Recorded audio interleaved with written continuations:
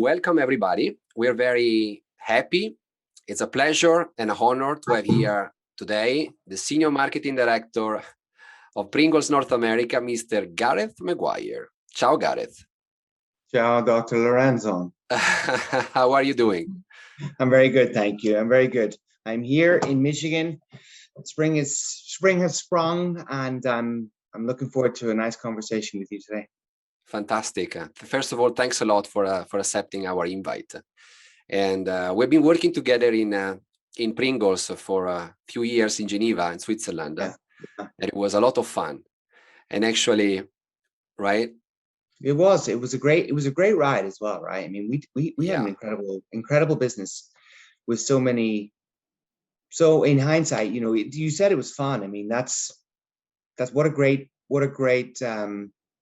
outcome for us to remember the fun when it was really hard work, but we still remember it being fun, right? And the results, the numbers that we posted, growing the business, at a regional level, kind of mid-single digits every year, but it was folding money, right? It was big numbers and but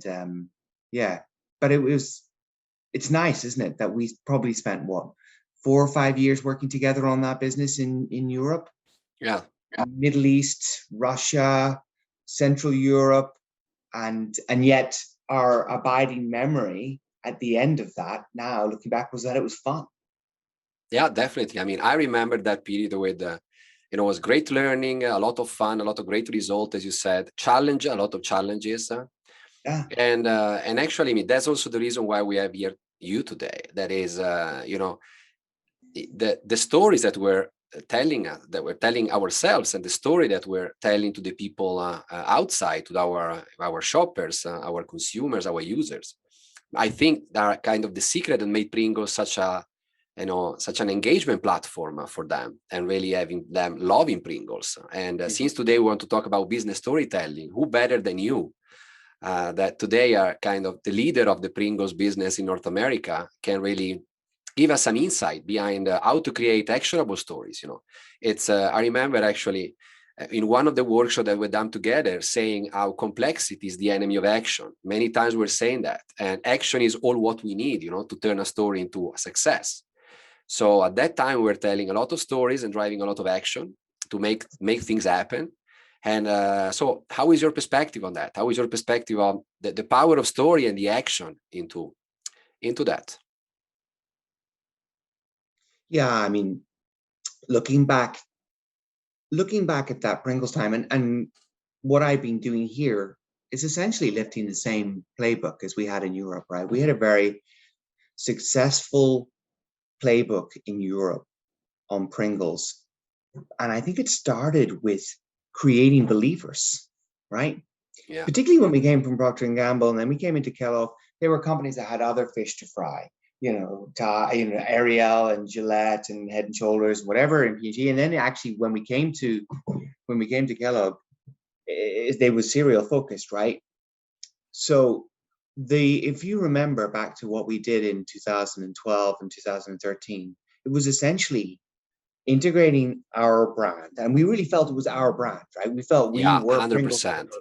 We are Pringles, right? We're saying that Pringles, and we knew that the plan was on our shoulders, and the business was also on our shoulders. And we went out on the world's biggest road trip, right? You and I and the team, we must have hit 20 markets, and our job was to spend 2 days there trying to make them believers in the power of the brand, in executing with simplicity, in believing in what we were going to do that was going to drive demand, whether it was the advertising or the flavors or the summer music festivals or the soccer promotions that we ran for Euros and World Cup. And that was really the start, wasn't it? It was creating believers and showing them the power of this business. And then, you know what happened was they saw the power of the business, and they saw how good it was, and it exceeded their expectations. And then we got into a nice virtuous cycle where they realized that Pringles was going to be critical to their market success. 100%. I mean, I love this idea of we create believers. It's probably believers are really the ultimate audience. That is really when the audience believes so much on your story, then they are kind They of become ambassador. advocates for it. Exactly. But we had to create them from scratch. I think there was probably skepticism about the brand. And, you know, let's face it, right? You and me, we go into any room in Europe and you ask people to put their hands up who eats Pringles. Most people will have tried a Pringle in the last 3 or 4 years, but bought it that week. You would have 3 people in 100, 4 people in 100, right? Absolutely. So, and I remember actually being in a very powerful session once with an old general manager in Procter that you remember, called Brian de Butler, who was a really, really smart guy and very nice guy.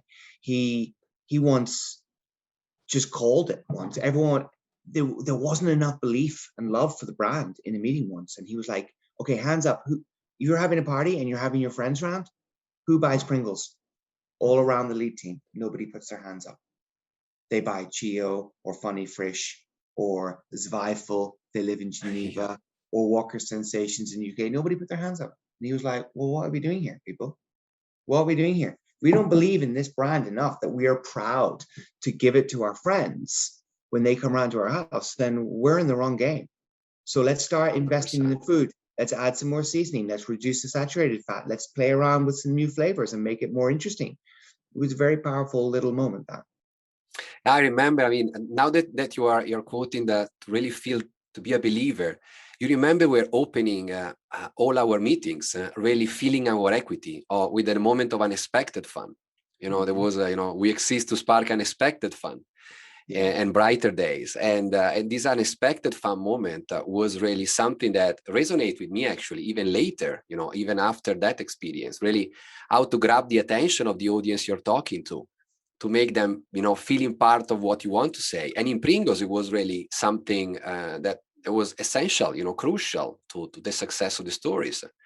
So you said it, Antonio. I mean, from a, we always operated as a challenger brand mindset, right? In every market, whether we're in Russia, whether we're in France, in Italy against San Carlo. I mean, we were small, right? We're never going to outspend the big guys. They were always going to have the big celebrities or the big campaigns. So that was one of those things, is we had to think of unexpectedly cool ways to activate the brand that would cut through. And I think that's why the team were earlier on to media, like social media. I mean, we had 20 million fans on Facebook before most brands even had thought about Facebook. I mean, that was almost a decade and a half ago. So yeah, the unexpected, if you're a challenger brand, you have to think about how to cut through with an unexpected message, because you're not going to be able to afford the same firepower as PepsiCo or Coca-Cola, right? Yeah, no, 100%. I mean, that's we had that position, and the funny thing is we made that position our strength, not our weakness, right? That was really to look at things from a different perspective and really find alternative solutions. That was, a big advantage for us. And Gareth, I have a question for you that we were kind of talking previously about the fact that one of the few marketing directors in the US that create an advertising for the Super Bowl. Am I right? Right. Yeah. There's about 60 to 65 ads in the Super Bowl. I mean, it's quite a long game, right? I mean, it's drawn out, and it seems to mostly revolve around advertising breaks, but still, yeah, it's a great, actually, it is great because you're challenged to make something that is different, right? You can't show up with a regular advert in the Super Bowl. So it's a little bit scary at the same time for a marketeer, right? And a brand, because you get like a double critique. A lot of consumers are on social media immediately telling you what they think about it, right? So it can be a good night, or it can be a challenging night. Crap one, yeah. You get immediate feedback from a critical point of view of what people think of your advertising. You don't find out how much you've sold off the back of it until later, right?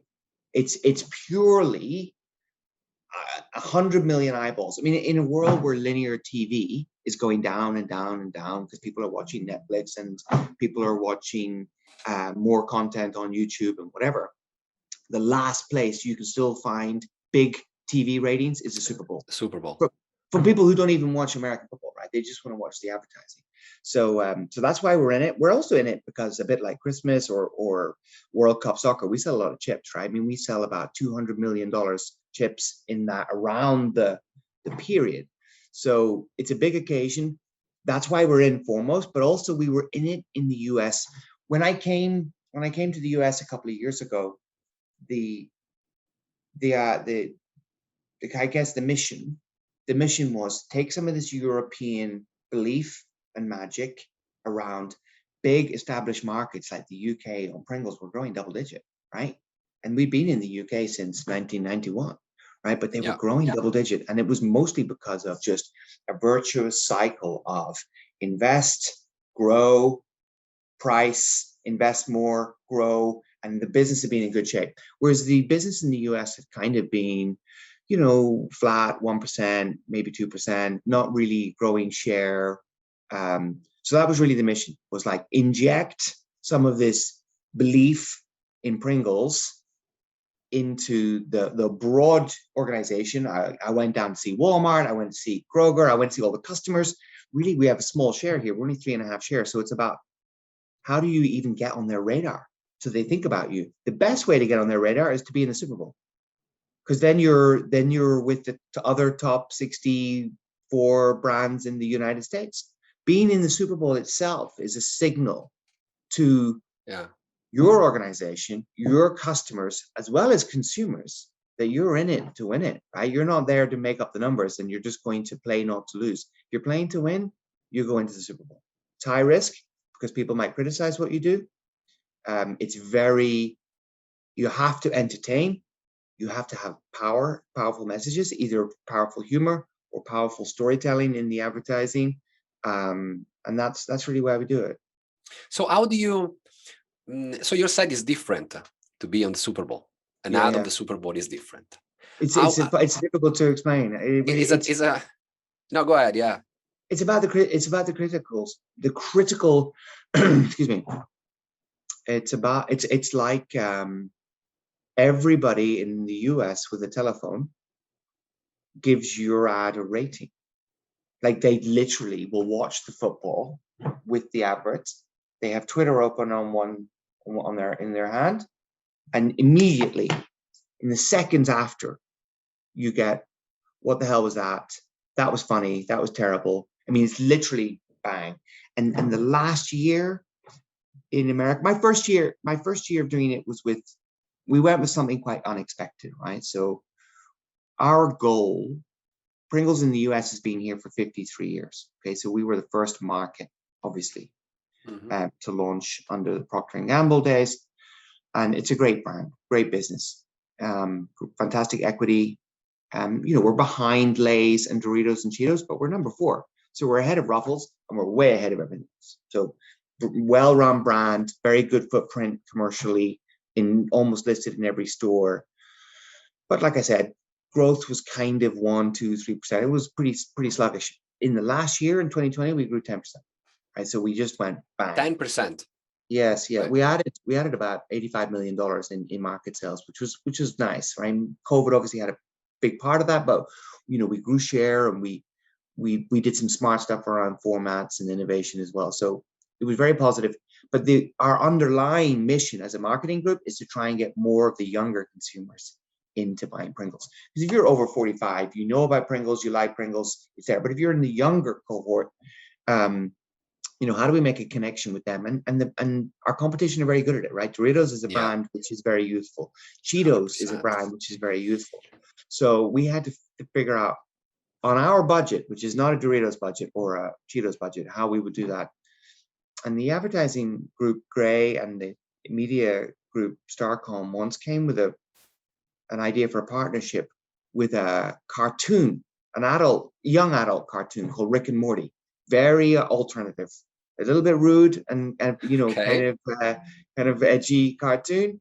Think like Family Guy meets Futurama, right? And it was called Rick and Morty, right? Okay. So it was a little bit edgy, right? And I can remember it took me a while because obviously I'd never even heard of it, right? So they said, right, we want to do this thing with Rick and Morty. And that's when you've got to like spend some time to understand it. You go online, you watch a few clips and you go, wow, this is pretty scary stuff, right? Because but then it's interesting. You ask people who are 20 to 24, and if they love Rick and Morty, right? So it was very laser targeted to that group. So we took quite a big risk. We made an advert, and I'll send you the link, around the Rick and Morty team actually made the advert for us. So they animated it and they put Pringles in the advert.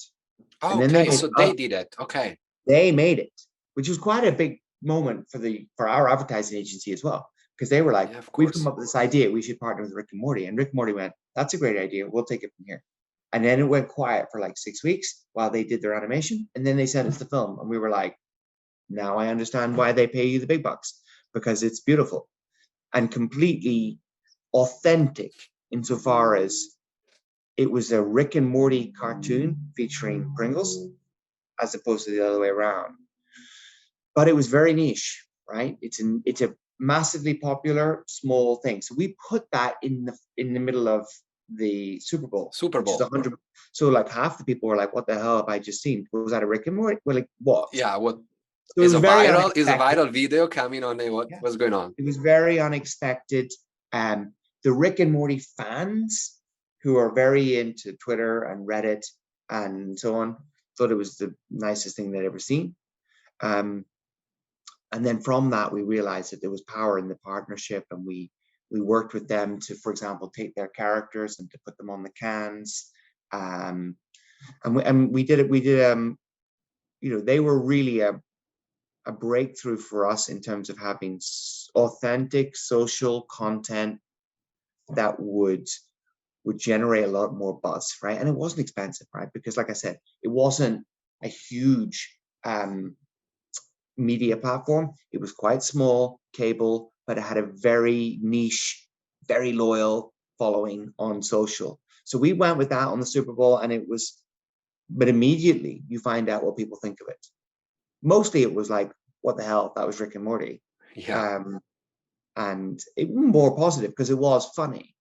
But usually, correct me if I'm wrong, when an agency, is coming with a great idea, and we had a couple of examples, when we were working together with the Pringles speakers and a few other stuff, Yeah. Usually the agency comes with a great idea because the brief they're working on is a great brief. The people that wrote the brief, that prepare, the background, what we call the compass, that to start the journey, it's a very well crafted, but well designed.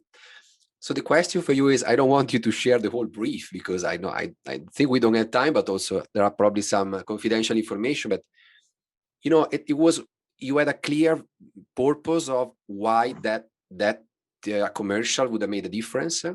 You found some insight among your audience that helped you to craft something new. What was the element that for you was the game changer to create such a unexpected commercial that drove across multi-platform approach, a very nice response? Yeah, it's interesting. You reminded me about the speaker, right?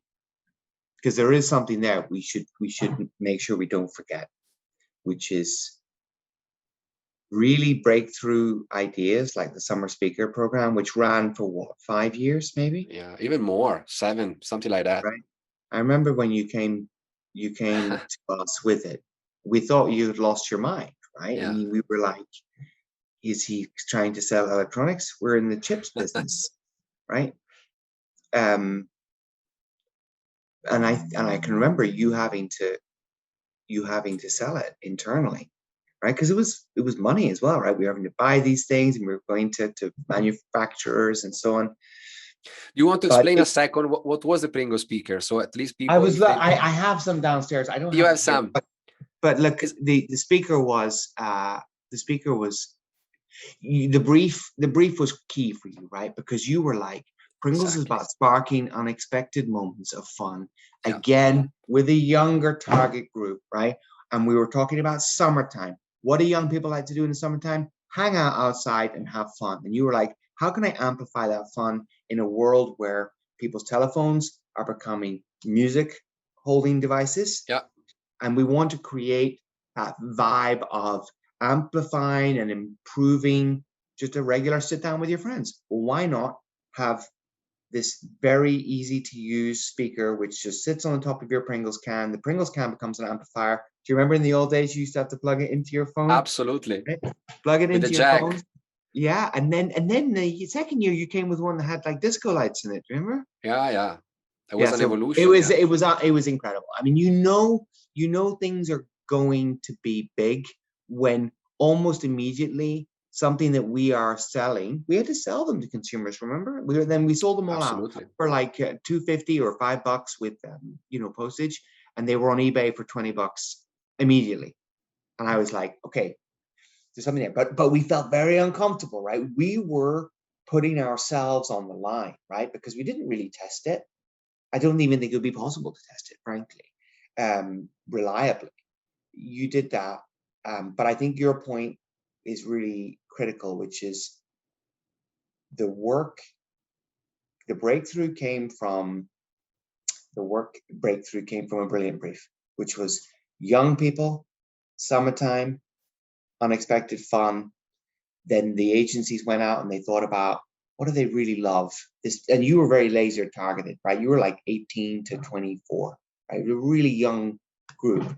And they were like, well, the most fun they can ever have in their whole life is at a music festival, right? Pre-COVID. That was a powerful insight. Yeah. Yeah, that's the pinnacle. That if you said to them in September, what was the best thing about summer? It'll be the music festival they went to. Yeah. Right. And then you thought, okay, how can I bring that enjoyment of outdoor music fun to an everyday lunch or sitting in the garden with my friends or going to the park? Pringles speaker. Absolutely. So that brilliant brief and brilliant insights. The other thing I would say, which I thought was interesting when I reflect on it, is it didn't come from the TV agency, right? The idea, I think, came from like experiential, more PR and digital agency, right? It wasn't, and I think there's a power in that as well, which is if you have a group of agencies working together, you've got your TV, but then you've got more of a digital one and maybe an in-store one.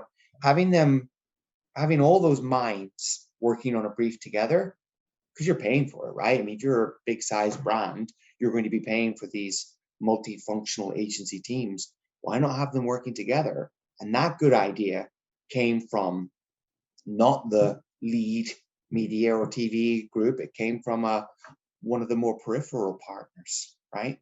And thank goodness it did. But you told that story beautifully from the very outset, right? We created a little mood video. Remember, like the pop-up tent? We created like an animation. People saw it and they got it, right? Yeah. I think that what really you said at the beginning that probably is the key word that I would bring out of this talk with you is really to turn your audience into a believer. We were pulling together elements, stories, video clips, animation to really have internal audience and then external audience really believing that there was something different. We really even create, you remember, the first animated key visual. So the key visual, it's what you need then to activate in store with all the asset. And at that time it was a video. You and I went to the Volkswagen factory in Volkswagen, and we bought 3 vans. We bought the vans, yes, because we had the Pringles Volkswagen van with speakers on the top, and they became genuinely iconic. If you go onto Google now and type in, Pringles VW van, Pinterest is full of pictures of those vans. Yeah. Going to the festivals, driving around cities, people would walk up and have their picture taken with it. And also for the speakers. If you want to see how the speakers work, you can type Pringles speakers, and you're gonna find all the latest execution. Now they are even Bluetooth connected, and no, it's you made me remind great days. And but coming back to your story now, that is the Super Bowl one that really interesting me a lot. It's so do you think it's still the knowledge of the audience, the great knowledge of your audience, the big game changer of creating a great brief, or did you have something different this time? Because at that time for the speakers was, as you said, laser focused knowledge of that target audience, what they needed, what the insight behind to make them feeling a great summer. And everything came along very smoothly. In this one, for the Super Bowl, do you think is start from the audience, the build of this great brief, or somewhere else? In my case, it probably starts more from the brand, right? Because don't forget, the Super Bowl is everybody, right? Yeah. The Super Bowl is everybody that it's 100 million impressions for that commercial. Now, yes, there will be people in that you want to talk more to than others, right? But actually, it's really a brand platform. I think it's not as specific. The beauty of the summer initiative that you talked about was it was 4 months for this target, 1824. It was very, very targeted, and therefore you could get quite myopic about the insight. The more challenging thing with the Super Bowl, if you want to appeal to the broader audience, is you can't be as specific as that. You have to find something that is more broadly appealing. So in many cases, Rick and Morty was probably too niche, right? Very successful for us from a business point of view, but perhaps too niche. But then if you go vanilla and you try and appeal to everybody, it's a bit. Yeah. So that's the thing, is as soon as you put a celebrity in it, that gravitates around one type of individual, right? If it's a musician or it's a sports person or it's an actor, you're already sort of moving the audience in a certain direction, right? Unless you go with, Tom Hanks, who is everybody, right? Yeah, absolutely. Already you're starting to move yourself into a certain direction. But what you tend to find for the Super Bowl is it being less specific and just trying to be broader. And it actually starts with really trying to find out what makes your brand different. And what makes Pringles different is if we're not Lay's and we're not Doritos and we're not Cheetos, we are a little bit different. And our brand purpose is about, bringing moments of ingenious fun, right? The fundamental difference of Pringles versus a potato chip that's cut and fried is it's genius. Yeah. The very creation of a Pringle is genius, right? The double-saddled hyperbolic paraboloid, the tube that comes in. You still remember it? Yeah, the seasonings that we make that are able to match, delicious culinary things that people eat. Those are all the genius aspects. So it actually, Antonio, comes for that audience, the broad audience, 100 million. You're talking more about what makes your brand different and special in as broad as you can. For everything else, you can be more specific. And in more specific in the US means more specific to the Hispanic market, right? When we're getting to a place like, as I think about the future on Pringles, the cohorts of consumer demographics that are coming through are different to what they were 10 years ago, right? Yeah. We're talking about 25, 30+% consumers now under 30 are going to be Hispanic consumers, right? Yeah, so that's absolutely a different audience, slightly different approach in terms of lifestyle, a slightly different approach in terms of media consumption, a slightly different approach in terms of culinary. Yeah. So Gareth, we have a bit less than 5 minutes left. I would like to ask you two questions. The first one is, if you accomplish your mission that you said when you were coming from Europe to US, you were coming with a clear mission that was your driver to drive, to achieve all the goals that you explain us. And so I want to ask if that mission helps you to really reach your results. And the second question is, usually we close with, up to 3 key takeouts for the people listening to us. That can really, become for them key insight or important learnings from one of the 60 directors that create a Super Bowl commercial, on how you can really turn a story into an actionable story, or as you explained very well, to turn audience into believer, and to really have people listening your story feeling, I want to take that action that the teller or whoever is telling the story is asking me for, because I want to be part of that story. So again, I'll try and do it in 3, right? Because we've only got yes, go for it. I think the first thing is 3 takeouts. Antonio, it's been lovely to chat, right? Because you reminded me, setting goals is important, right? And especially simple goals. We set a simple goal on Pringles in the United States to become a $1 billion brand in market, right? we had to grow at about $150 million in sales from where we were. We just did that last week. Wow. And I can tell you, it's nice, but I didn't feel any different on Tuesday afternoon than I felt on Tuesday morning or on Wednesday, right? It wasn't like something changed. It wasn't to say it's anticlimactic, but it's not like you reach your goal. In some ways, you're now pivoting to, well, what's next, right? So the first and foremost thing is you have to enjoy it, right? As they say in America, they talk about making the sausages, right? You can eat the sausages at the end, or you're making the sausages. You have to enjoy making the sausages, right? Like you said to me at the very beginning, my overarching memory of those years we had together, 2010 to 2014, 15, was fun. Yeah. Right?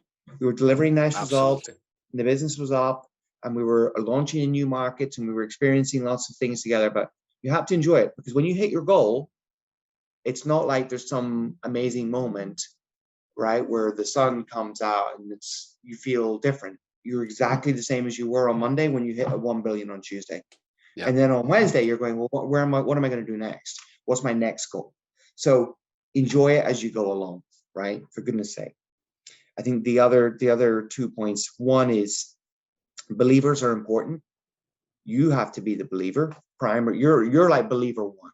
If it's your startup or your brand or your capability that you're trying to do, you have to be believer one and create genuine believers, right? Genuine believers, and not cynical, half-hearted believers, right? Because they're not helpful to your mission, right? You know that. I know that.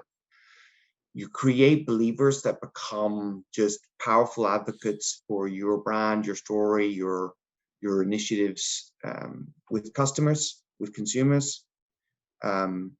And yeah, we always felt that all of us were on the same message track in terms of our view on the business. And we had this belief that there would be some ups and some downs and some, Pringles, as you remember, was very customer focused. You have a bad month with a customer, it would show up in your numbers. But we knew in the long term, the brand was powerful and we could overcome short-term challenges. And then I think the final point that you also reminded me of today, and then thinking about Rick and Morty, thinking about the music speakers, is the really good stuff we've done usually comes from feeling uncomfortable, right? When you're shown something and your immediate reaction is uncomfortable, that's probably the one that's going to give you 10% growth. If you're shown something and you feel comfortable, it's probably 2 or 3%. Pringles this and Pringles that. But if it's something that you're like, whoa, where did that come from? By the way, it can go both ways, right? It could be minus 10% or it could be plus 10%. But at least it's 10%, right? It's not plus or minus 2 or plus or minus 3. So that's always something I had in my feeling. So enjoy it as you go along. Because when you hit the goal, you don't feel any different than you did the day before or the day afterwards. It's the journey and the day in, day out sausage making that's important. If you're not enjoying that, figure something else out. Believers, you have to be believer one and create an organization of believers, because that's a much more motivating place to work. Absolutely. And then the final one is this uncomfortable. The best things that you and I did on Pringles, when we were presented, we were like, whoa, I didn't expect that. No, that was unexpected. Very true. Wow, Gareth, really, I was very inspiring listening to you, even if we know each other since quite a while. All the time, you're sharing stories that somehow can really activate myself as an audience, and I think also people that will listen this talk. I really would like to thank you for the passion you were sharing your stories, and I wish you good luck with your mission. And now you achieve already 1 billion. So curious for the next talk to listen what's going to be the next goal. Yeah, I'm looking forward to it, and good luck with your mission. Thank you very much. We keep in touch. Have fun. Ciao. Ciao.